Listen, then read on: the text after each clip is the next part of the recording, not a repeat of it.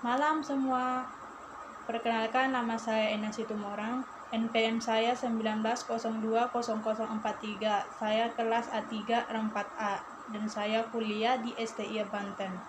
Kali ini saya akan menjawab pertanyaan UAS mata kuliah komunikasi bisnis. Pertanyaan pertama, apa saja istilah 7C dalam komunikasi efektif? Nah, saya akan langsung menjawab. 7C dalam komunikasi efektif, yang pertama clear atau jelas. Ketika kita berbicara atau sedang menyampaikan pesan dengan orang lain, pastikan kita menyampaikan pesan atau tujuan tersebut secara lengkap dan jelas. Pastikan juga seluruh objek di dalam komunikasi kita tersampaikan dengan detail. Dalam komunikasi, kurangi juga jumlah kata-kata yang memiliki berbagai macam makna ganda agar tidak membingungkan orang lain. Yang kedua, konsis atau ringkas. Komunikasi harus dapat disampaikan seefisien mungkin, termasuk dalam penggunaan kata-katanya. Kurangi menggunakan kata-kata repetitif ketika sedang berkomunikasi dengan orang lain. Tetap stick dengan poin-poin yang akan kita sampaikan. Hal ini harus kita lakukan sebagai komunikator agar tidak membingungkan lawan bicara kita, terlalu bertele-tele dalam berkomunikasi. Yang ketiga, konkret. Semua poin-poin dalam komunikasi yang akan kita lakukan harus benar adanya. Pesan yang disampaikan harus konkret, sehingga lawan bicara kita memiliki gambaran detail dan jelas mengenai pesan yang telah kita sampaikan. Beberapa detail harus kita sampaikan dengan apa adanya, sesuai dengan fakta agar tidak disalahartikan oleh lawan bicara kita. 4. Korek atau benar. Pesan yang kita sampaikan ke lawan bicara kita harus menggunakan tata bahasa dan cara komunikasi yang benar. Jika kita berkomunikasi menggunakan bahasa asing, pastikan pesan yang kita sampaikan bebas dari grammatical error, termasuk juga penulisan gelar, nama, dan lain sebagainya yang harus dijabarkan dengan benar, sehingga komunikasi kita menjadi error-free communication.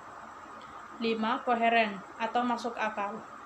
Pada poin koheren, komunikasi harus logis atau masuk akal. Semua poin atau pesan-pesan terhubung satu sama lain dan memiliki relevansi atau hubungan dengan topik utama yang sedang kita sampaikan, sehingga pesan yang kita sampaikan tetap konsisten dan lawan bicara kita tidak merasa kebingungan dengan pesan yang kita berikan. 6. Komplit atau lengkap. Kelengkapan sebuah pesan juga menjadi salah satu keharusan dalam tata berkomunikasi efektif, sehingga lawan bicara kita mendapatkan seluruh informasi dan data yang telah kita berikan, sehingga respon yang nantinya akan mereka berikan akan sesuai dengan pesan kita. Segala subjek dan objek dalam pesan komunikasi kita harus tersampaikan semua. Dari nama, tempat, tanggal, semuanya harus lengkap. Dan yang ketujuh, courteous atau sopan. Nilai etika juga penting dalam sebuah komunikasi efektif. Komunikasi tersebut harus bersifat terbuka, jujur, dan friendly. Nilai kesopanan ini memegang kunci penting ketika kita sedang berkomunikasi dengan pimpinan sebuah perusahaan atau orang yang lebih tua daripada kita. Kesopanan tersebut akan menjaga komunikasi tetap pada jalurnya. Nilai kesopanan ini juga dapat membuat kita tetap bisa memperhatikan sudut pandang dari lawan bicara kita. Nah, pertanyaan kedua, jelaskan hambatan komunikasi dan contohnya. Hambatan komunikasi yang pertama, hambatan komunikasi teknis. Kendala teknis dapat menjadi penyebab munculnya hambatan komunikasi bisnis. Hambatan teknis ini dipengaruhi oleh kondisi lingkungan teknis yang menimbulkan hambatan pada arus komunikasi, sehingga komunikasi yang dibangun menjadi tidak efektif dan efisien. Bahkan, bisa terjadi kesalahpahaman dalam komunikasi. Contohnya, misalnya komunikasi jarak jauh dengan menggunakan smartphone atau handphone dan jaringan internet, maka dibutuhkan perangkat yang memadai untuk melakukan komunikasi yang efektif. Apalagi untuk pengiriman dokumen maupun gambar-gambar yang dibutuhkan, Jika daya ponsel lemah atau jaringan internet tidak stabil, maka komunikasi dapat terhambat.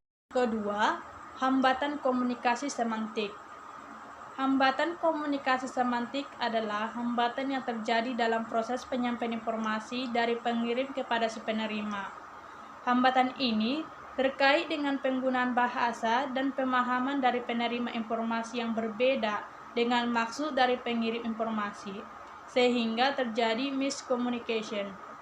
Contoh dari komunikasi semantik, ada perintah dari atasan untuk menyiapkan pesanan pelanggan lebih cepat. Jika tidak ada standar komunikasi maupun SOP yang jelas di perusahaan, karyawan dapat mengartikan bahwa yang terpenting adalah pesanan bisa cepat dikirim dengan mengabaikan standar kualitas produk. Yang ketiga, hambatan komunikasi manusiawi. Hambatan komunikasi berikut ini adalah hambatan yang bersifat manusiawi. Tidak dapat dipungkiri bahwa setiap orang memiliki latar belakang, usia, pendidikan, dan pengalaman masing-masing. Hal tersebut dapat memberikan pengaruh pada persepsi, pemahaman, serta daya tangkap saat mengirim maupun menerima informasi. Contoh komunikasi manusiawi ini, perbedaan pendapat tim promosi yang ingin menggunakan media sosial atau brosur yang disebarkan di keramaian.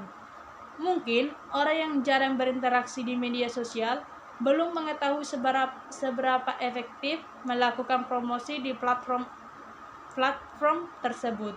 Pertanyaan yang ketiga atau pertanyaan terakhir, jelaskan bagaimana cara untuk mengatasi hambatan-hambatan tersebut. Yang pertama, cara mengatasi hambatan komunikasi bisnis yang terkait teknis, yaitu dengan cara menginventarisasi perangkat yang dimiliki, kemudian dianalisis apakah masih layak pakai atau tidak.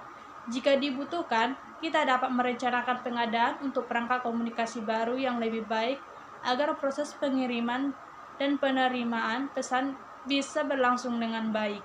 2. Cara mengatasi hambatan komunikasi semantik, yaitu dengan cara menerapkan standar dalam komunikasi. Alur komunikasi divisi pun sebaiknya dibuat jelas dan runut untuk menghindari adanya kesalahpahaman. Kebiasaan dalam komunikasi yang efektif dan efisien ini perlu dibangun untuk kemajuan perusahaan. Dan yang ketiga, cara mengatasi hambatan komunikasi manusiawi, yaitu dengan cara memberikan iklim fisiologis yang kondusif di tempat kerja. Gap usia dan sosial dapat diatasi dengan intensitas komunikasi yang lebih sering lagi agar satu sama lain dapat saling memahami.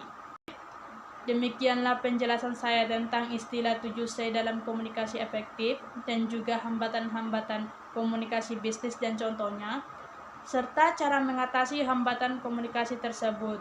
Jika ada kesalahan saya dalam berbicara, mohon dimaafkan. Akhir kata saya ucapkan terima kasih dan sampai jumpa.